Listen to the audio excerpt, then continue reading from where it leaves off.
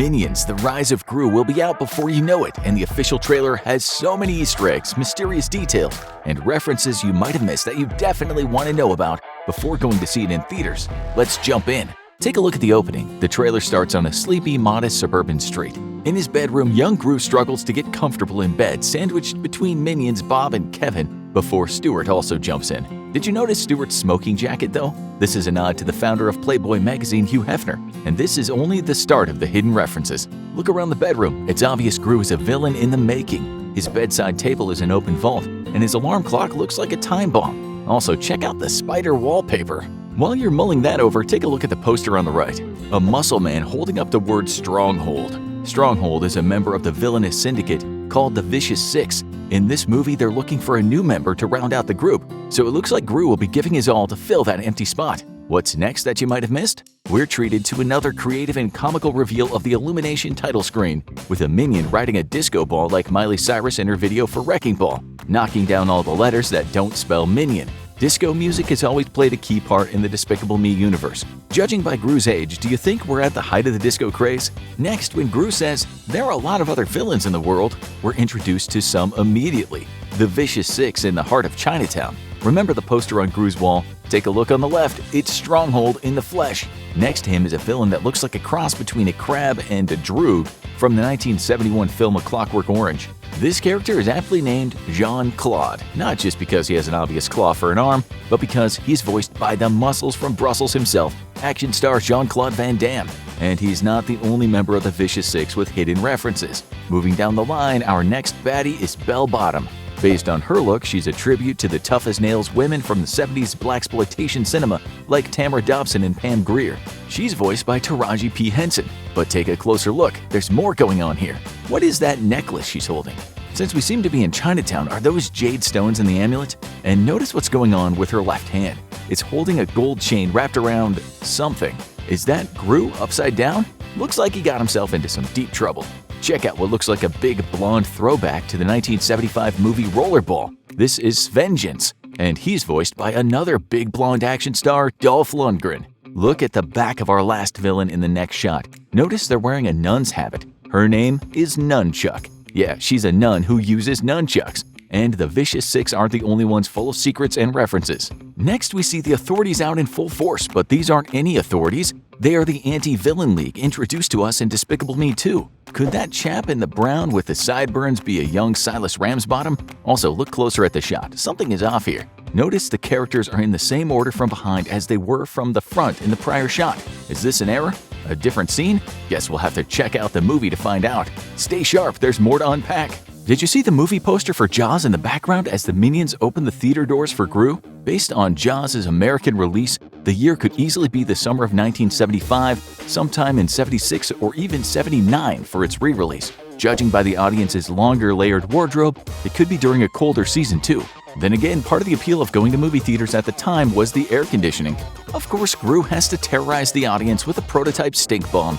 Stink weapons are another staple of the Despicable Me universe, going all the way back to the, not a dart gun, built by Nefario in the first movie. And there's another throwback to the first Despicable Me. Recognize the Bank of Evil? In the first film, underneath the Bank of Evil sign, a banner read formerly Lehman Brothers, which was a dig at the real-life financial firm which experienced the biggest bankruptcy in history back in 2008. Since Rise of Gru takes place in the 70s, it makes you wonder when the Bank of Evil split from the ill-fated investment company. Or maybe you're just wondering why Gru is dressed like a Boy Scout and how that disguise gave him access to vault keys. Well, I guess we'll look forward to how it all unfolds when the movie comes out. Did you notice this detail from the trailer? The sequence in the ice cream parlor when Gru shoots customers with a cheesy blast gun is another direct reference to the first Despicable Me, when Gru uses his freeze ray on customers in the coffee shop. Let's look for more.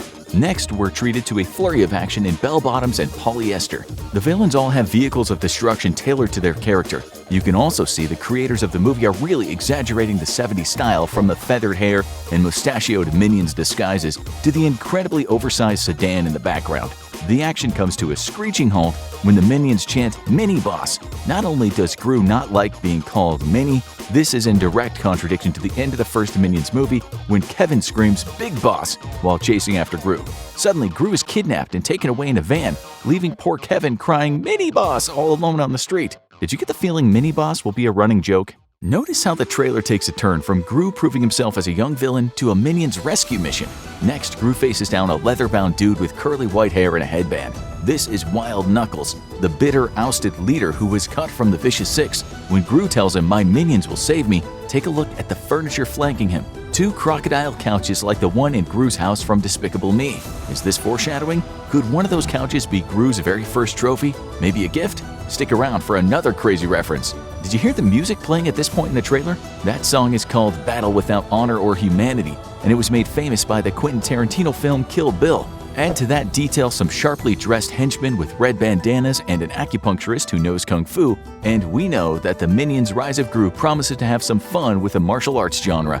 The acupuncturist is Master Chow, and she's voiced by Michelle Yeoh, who you probably saw in the movie Everything Everywhere All at Once, but probably remember better from Crouching Tiger, Hidden Dragon. She agrees to train the minions for their rescue mission. Next, we're teased with some visuals of a far-off mystical land and a mysterious character in a jetpack. Who could this be? A look at the cast list on IMDb shows one voice actor without a character name credit, rapper-producer RZA. Could RZA and the mysterious character be one and the same? Or could it be Wild Knuckles? We're not done yet. There's still plenty more to point out in this trailer.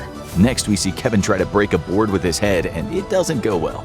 After Kevin falls over, Stuart squares up to the board, but instead decides to continue using Kevin's head to hit the board. By the way, does that board they're trying to break look more like a bench to you? You probably missed this detail. In the next shot, the minions find themselves on a jumbo jet disguised as pilots. Where exactly are they going? While Bob and Kevin freak out in the cockpit, Stuart is hanging on for dear life in the airplane bathroom. Did you happen to notice the pink toilet paper? Pink toilet paper, aka PQ or PQ, is common in France. Maybe that's where they're headed.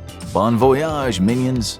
Don't blink or you'll miss this next one. Back on the ground, we see a new minion called Otto, who's burning rubber on a tricycle, taking it up a ramp and over a deep canyon drop. Did you catch this number on the ramp? That's the American Stars and Stripes #1 made famous by stunt performer Evel Knievel. If this little Easter egg is any indication, then the movie actually takes place in 1974, the same year Evel Knievel failed to jump Snake River Canyon. It seems Otto stole his thunder. From here, the trailer gets really wild.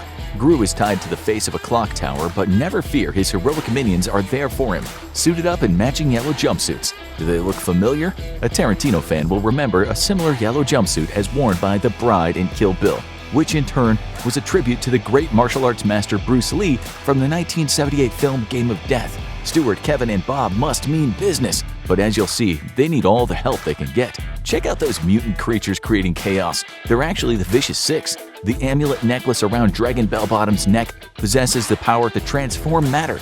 The minions find the odds stacked against them when Bell turns them into common barnyard animals. But that doesn't stop them. They charge their adversaries anyway. Did you see that though? They're not alone. In the shot, when 2 groups clash, leading the minions dressed in white and black is Wild Knuckles. And look at what happens next. Gru screams "Minions Assemble," which is a callback to the command Voltron Assemble from the 1980s cartoon series Voltron. In the cartoon, the space explorers would all combine to form a giant robot called Voltron. Here, the minions summon firepower that builds on their newly acquired kung fu skills. From there, our minions chant their devotion for mini-boss Gru, again much to the poor kid's displeasure. Did you see Otto at the front of the group? His cheeks are rosy and he looks like he's about to pass out. Is he holding his breath? And why is Stuart carrying 2 nail guns? Behind him, another minion is clad all in black for some reason, and not far from him, one minion is playing a cymbal on another minion's head. At the top of the frame is a minion who looks like he's doused in green paint. What's that about? One thing's for sure, you always got to keep your eyes peeled when minions are involved. Smash cut to the animal Vicious Six as they pounce on the poor little Gru, and the title screen interrupts the action, leaving us wanting to see more. Just like the minions in the final shot, I can't wait to pile into a movie theater to see Minions Rise of Gru.